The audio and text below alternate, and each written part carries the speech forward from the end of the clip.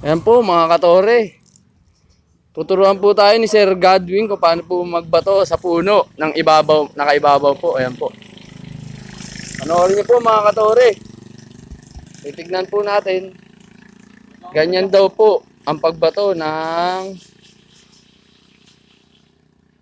kable pupunta sa puno. Ayan po. Panoorin po natin mga katore. Ubarin muna ang bag. Tanggalin muna ang mga accessory. At ito po. Tignan nyo po kung gaano po siya kalakas bumato. Sige po mga katore, ano po? Isa? Dalawa? Ulit. Wala pa daw. Practice pa lang. Yan po, ganyan daw po. Yan po.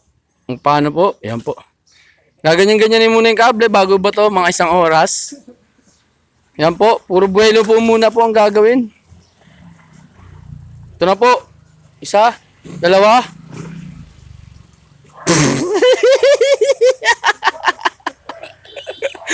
Ayun po. Mga katore, ganun po mong bato. Yung hinangin daw.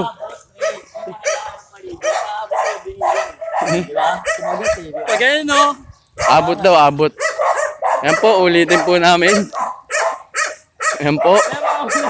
Mga katore, panoorin nyo po ang take 2. Yan po. Dahil mong ginawa.